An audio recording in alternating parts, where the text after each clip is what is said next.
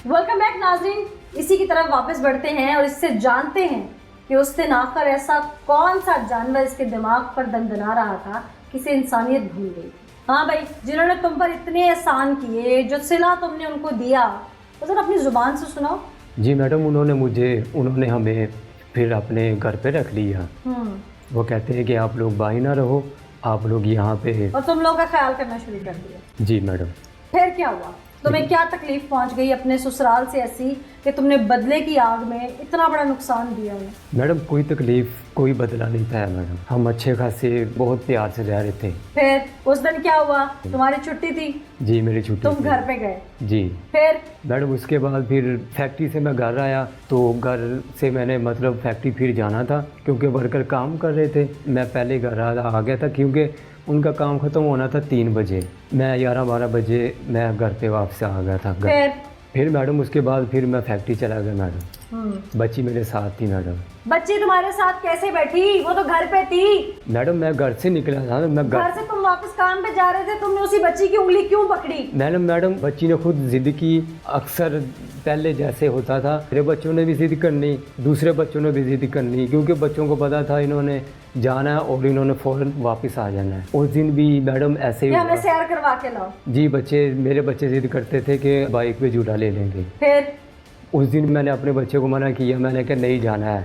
ऊपर से वो बच्ची भी आ गई, बच्ची ने भी जिद की मैंने झूला लेना है। मैंने कहा चलो, मैंने अभी वापसी आ तो जाना है। फिर मैं बच्ची को ले गया था मैडम उस दिन जब मैं गया था उससे पहले मैंने गोलियां भी खाई हुई थी। किस चीज़ की? मैडम 81 की गोली मैंने खाई। किस लिए?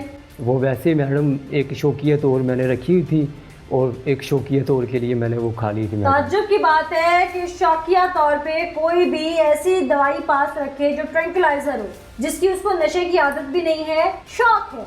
ये शौक इसका पुलिस इंटेरोगेशन में क्लियर हो जाएगा कि इसको क्या शौक थे, और ये वो शौक है जिसकी बुनियाद पर आज ये थाने में मौजूद है। असल इसको शौक ये था, ये मारूफ होना चाहता था ताकि बर्बरियत ढाए, तो इसे भी एहसास ना हो कहीं इसके अंदर इंसानियत ना जान जाए। आगे चलो। मैं फैक्ट्री पहुंचा तो कितनी गोलियां खाई थी? जी 4 गोलियां थी मैडम। वो खा के तुम मोटरसाइकिल चलाते रहे, घर भी आए, तुम्हें नींद नहीं आई? मुझे नींद नहीं थी आई, लेकिन मुझे चक्कर आ रहे थे। बाइक चलाते हुए भी मुझे चक्कर आ रहे थे। तो चक्कर जब आ रहे थे तो ऐसे में तो तुम्हें सेंस ही नहीं होगी कि मुझे ऐसा कुछ करना है। मैडम मैं उसके बाद तुमने नींद की गोलियां खाई थी कि कोई बूस्टर खा लिया था?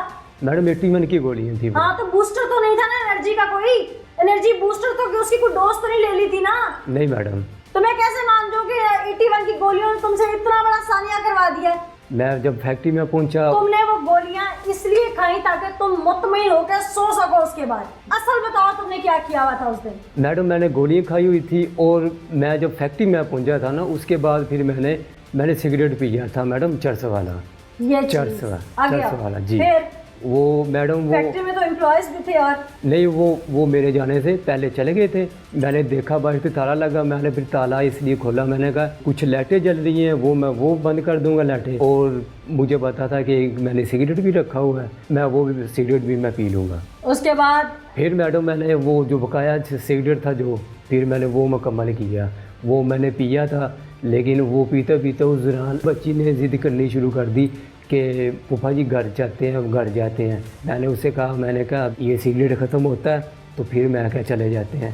तो बच्ची को मैंने प्यार से भी खामोश कराया और गुस्से से भी मैंने उसे खामोश कराया। तब तक शैतान हावी हो चुका था तुम पे। मैडम मैंने फिर उसका मुंह भी दबाया था और उसका गला भी दबाया था। मैं उसे अपनी तरफ से मैं खामोश करा रहा था, चुप करा रहा था। भाई क्यों करवा रहे थे खामोश? वो मैडम मैं इसलिए करा रहा था क्योंकि भाई रोड चलता है, वहाँ से आवाम भी चलती है, तो किसी को पता न चल जाए कि फैक्ट्री में बच्ची है। जी मैडम। तब तक शैतान तुम पर तारी हो चुका था। मैडम शैतान नहीं था, अभी हुआ, लेकिन नशा मुझ पे जो मैंने किया हुआ था ना। तुम खुद शैतान हो। फिर तुमने क्या किया? जी मैडम मैं उस बच्ची को खामोश करा रहा था, लेकिन सांस नहीं थी, बच्ची ले रही थी। तुमने बच्ची को जब खामोश करवाया, उसके मुंह पे दबा के हाथ दिया, तब वो उसकी डेथ हो गई। मैडम वो मुझे नहीं पता, सांस नहीं आई ना उसके बाद उसकी? मैडम उसके मैं जो पूछ रही हूँ उसके बाद उसकी सांस नहीं आई? मैडम उसकी सांस मैंने नहीं, वैसे उसके हाथ पाँव मैंने चेक किए, वो नहीं थे, हिल नहीं थे रहे। सांस यानी नहीं थी उसकी उस वक्त? शायद मैडम शायद नहीं थी सांस। और तुमने जो मर चुकी थी, तुमने उसके साथ सब कुछ किया। जी मैडम। मुझे समझ नहीं आ रही कि मैं इस शख्स को क्या लक़ब दूं। फिर तुमने उस मुर्दा बच्ची को बरहना किया। जी मैडम। और तुमने उस मुर्दा बच्ची के साथ वो सब किया जो कहते हुए मेरी जबान कांप रही है। यानी कि तुमने एक मासूम बच्ची की डेड बॉडी को भी बेआबरू किया और बर्बरियत ढाते रहे उसके साथ। कितनी देर तुम अंदर उस बच्ची के साथ ये सब करते रहे, उसकी डेड बॉडी के साथ? मैडम मैंने शुरुआत की थी, उसके बाद मैं डर गया था मैडम, फिर मैंने नहीं किया दोबारा। फिर तुमने क्या किया? उसके बाद मैडम फिर मैंने मैं बच्ची को छोड़ के तो मैं बाहर निकल गया। मैं काफ़ी देर बाद वापसी आया मैं। उसके बाद मैडम रात का 12:30 का टाइम होगा जब मैंने फिर उसे तोड़े में डाल के तो मैंने सेम में फेंक दिया मैडम। कहाँ फेंका? सेम नाला जिसे कहते हैं, नाले में फेंक दिया। जी। बाइक पर रख के ले गए? जी मैडम। फिर घर आए, तुम्हें इत्तला मिली कि बच्ची गुम गई है? जी, वो मुझे रात को 1:30 बजे कॉल आई थी मैडम। फिर तुमने क्या किया? मैंने उनको बोला कि भाई मुझे तो पता नहीं है, अगर तुम बोलते हो मैं अभी घर आ जाता हूँ। ड्रामेबाजी की फुल मैडम। फिर मैं सुबह मैं घर गया था मैडम। फिर वो ऐसे वो वीडियो देख रहे थे, वहाँ पे पुलिस भी आई थी। वो जो घर के बाहर वीडियो बनी हुई थी वो पूछ रहे थे ये बंदा कौन है, मैं भी पास था तो वो कह रहे थे ये तो हमारा दामाद, हमारा बेटा ये। फिर तुमने पुलिस को क्या चकमा दिया? मैडम मैंने पुलिस को कोई चकमा नहीं दिया। तुमने चकमा दिया पुलिस को? मैडम कोई चकमा नहीं। अरेस्ट होने के बाद तुमने कहानी सुनाई पुलिस को? जी, वो तो मैडम वो दूसरे दिन की, वो तीसरे दिन की बात है। दूसरे मैं वही पूछ रही हूँ, तुमने पुलिस को अपना जो इनिशियल बयान रिकॉर्ड करवाया वो क्या था? वो भी बहुत दिल दहला देने वाला था, वो सुनाओ। जी, वो ये बयान था कि पुलिस ने मुझसे पूछा, मैंने कुछ सच झूठ जो मेरे मुंह से निकल रहा मैं उनको सुनाता रहा। क्या सुनाते रहे? मैं उनको ये सुनाता रहा हूँ कि ऐसे ऐसे पुरानी जगह पे जाता हूँ, वो बकर मंडी है, वहाँ पे मुझे एक बुज़ुर्ग मिला था तो उसने पता नहीं ऐसे मुझ पे कुछ जादू टोना किया। वो मुझे कहता है को ऐसे मुझे को बच्चा ला के दो, चाहे वो बच्चा हो या बच्ची हो। वो सर ने मेरी इस बात पे यकीन तो कर लिया। वो कहते उसे पहचान लोगे? मैंने कहा जी मैं पहचान लूँगा। वो चले गए तो वो काफ़ी देर बाद वो वापसी आए हैं तो फिर उन्होंने बोला कि मैं अभी उधर गया तो नहीं, लेकिन अगर तुम्हारी ये बात झूठी हुई ना तो मैं तुझे आके शूट कर दूंगा, गोली मार दूंगा। तो मैडम फिर मैंने उनको सब सच बताया कि वो जो पहले मैंने आपको बताया था वो झूठ था। मैं कहा सर ये सच है, ये सब सच है, कोई झूठ नहीं है। फिर मैंने उनको वो जगह दिखाई, फेंक के गया था जिस जगह से, मैंने उनको वो भी दिखाई। मैंने कहा वो सीसीटीवी कैमरा लगा हुआ है, उस पर आप देख लें, यहाँ पे मेरी फ़ोटो चाहिए होगी। तो यहाँ से मैंने फेंक के उस तरफ मैं गया, उधर भी कैमरा लगा हुआ था। उसके बाद जो मैंने बोला पुलिस को मैंने सब सच बता दिया। काश कि मेरा इख्तियार होता और मैं इस शख्स को भी सज़ा दे सकती। बहुत छोटा लफ्ज़ है दरिंदा, बहुत छोटा लफ्ज़ है हैवान, बहुत छोटा लफ्ज़ है इसके आगे कि ये भेड़िया।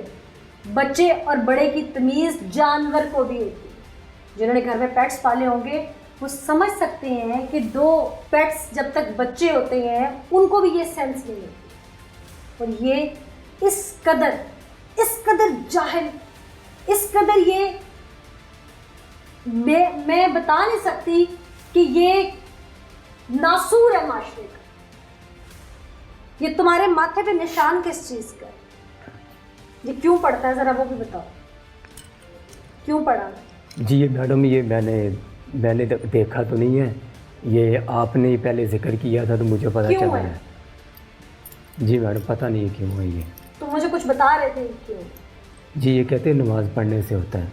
और तुम 5 वक्त नमाज पढ़ो? नहीं मैडम 5 वक्त तक तो नहीं पढ़ता है, लेकिन जब सब इकट्ठे हो जाते हैं तब पढ़ लेते हैं।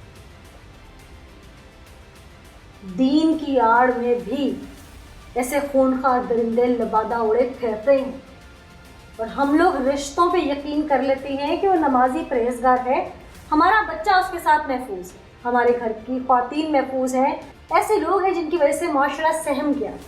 खुदारा मैं अदालत आलिया से अपील करूँगी कि इसे ज़िंदा रहने का हक न दिया जाए। इसने 6 साल की बच्ची की डेड बॉडी से जो कुछ किया वो नाकाबिले मौत है। इसे सख्त सज़ा दी जाए और निशाने इबरत बनाया जाए। इसके साथ मुझे नीला ज़का को इजाज़त दीजिए। अगले एपिसोड में किसी नई सीख और सबक के साथ हाजिर होंगे, तब तक के लिए अल्लाह ने।